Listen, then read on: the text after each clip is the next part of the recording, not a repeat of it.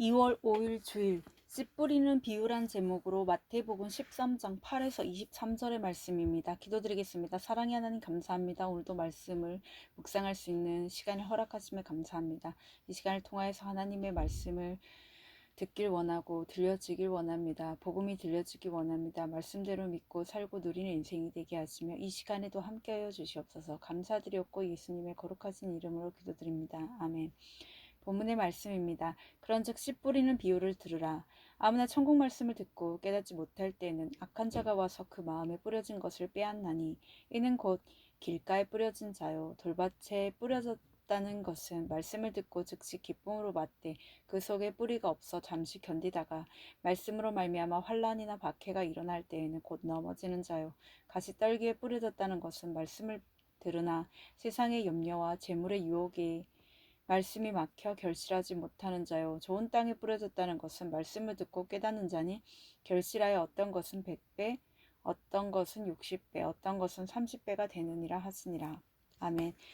도움말입니다. 환난은 근심과 재난을 통틀어 이르는 말입니다. 박해는 못살게 굴어서 해롭게 함을 의미합니다. 염려는 앞미래에 대해 여러 가지 마음을 써서 걱정함을 말하고 재물은 돈이나 그 밖에 값 나가는 모든 물건을 말합니다.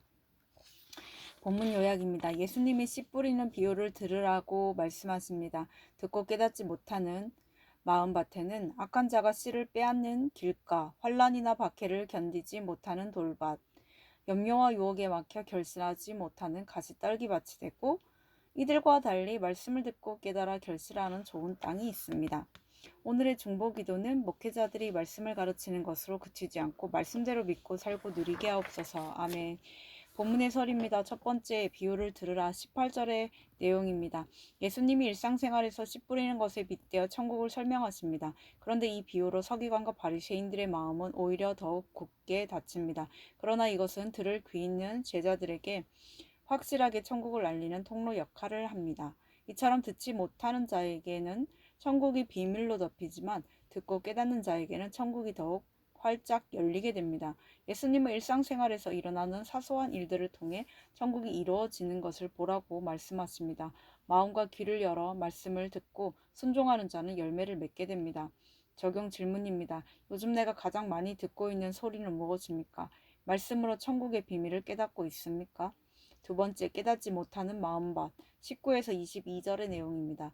예수님이 씨 뿌리는 자의 비유를 해석해 주십니다. 길가에 뿌려진 것은 영치를 가리키는데 말씀을 들어도 반응이 없고 공동체에 들어가지도 않으며 결국 사탄으로 인해 실족하게 되는 자를 뜻합니다.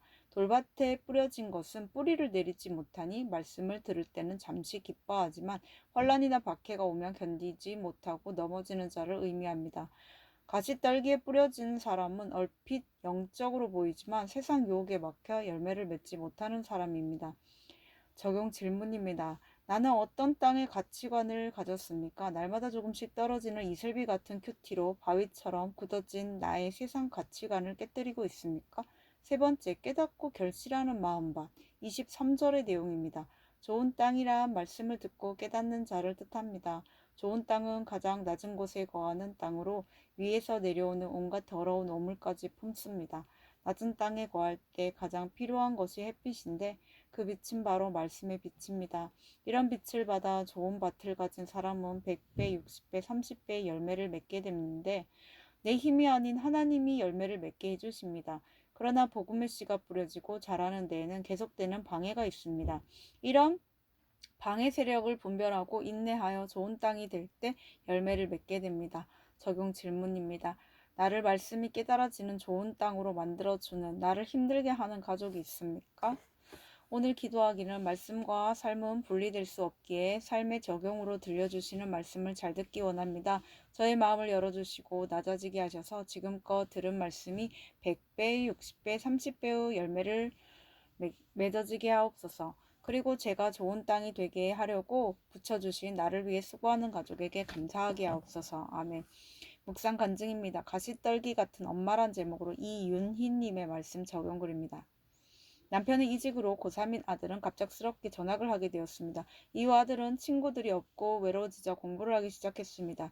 당시 공동체를 떠나 있던 저희 부부는 길가에 뿌려진 씨처럼 아들이 세상 성공의 아이콘이 되기를 바랐습니다. 그러나 공동체에 돌아온 후에도 저는 여전히 돌박 같은 가치관으로 아들의 학벌을 중요하게 여겼습니다.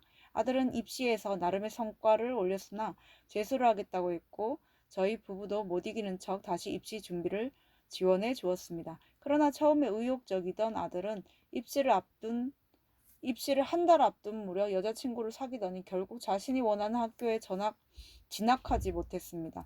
그리고 다른 대학에 들어간 아들은 학교에 적을 붙이지 못했고 온라인 수업을 하는데도 자취를 하겠다고 하며 외박을 하니 저는 마음이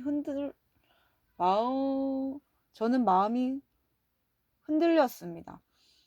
그러던 어느 날 저희 가정에 아들의 비트코인 사건이 찾아왔습니다. 여자친구의 월급으로 비트코인에 투자를 시작한 아들은 큰 이익을 보자 더 큰 돈을 투자했고 코인의 하락으로 만회하려다 선물 옵션에 손을 대어 결국 1,000만 원이 넘는 돈을 잃고 말았습니다. 아들은 눈물을 흘리며 이 상황을 저희 부부에게 알렸고 저희는 이 일을 공동체에 나누며 기도를 부탁했습니다. 공동체의 권면으로 저희 부부는 두 아이를 청년부로 인도하고 아들이 등교하기 비교적 쉬운 지역으로 이사했습니다. 이 사건으로 마음이 낮아진 저는 말씀을 붙들 때마다 내 힘으로 자녀를 양육하려는 제가 깨달아져 회개가 되었습니다. 현재 아들과 여자친구는 청년부 예배를 드리며 공동체에 잘 속해 있고 아들은 전문 자격증 시험을 준비하여 학생의 때를 보내고 있습니다. 그러나 저는 아직도 세상 염려와 재물의 유혹이 가시떨기 같이 단단한 가치관으로 있기에 좋은 땅이 되지 못합니다. 이제는 날마다 이슬비 같은 말씀과 예외로 결실하여 가시떨기 같은 엄마가 아닌 좋은 땅의 엄마가 되길 소망합니다. 이분에 적용하기는 매달 아르바이트로 빚을 갚고 있는 아들에게 돈을 받을 때 기도해 주겠습니다. 청년부 모임에 나가는 아들의 여자친구를 초대해 맛있는 음식을 대접하겠습니다. 입니다.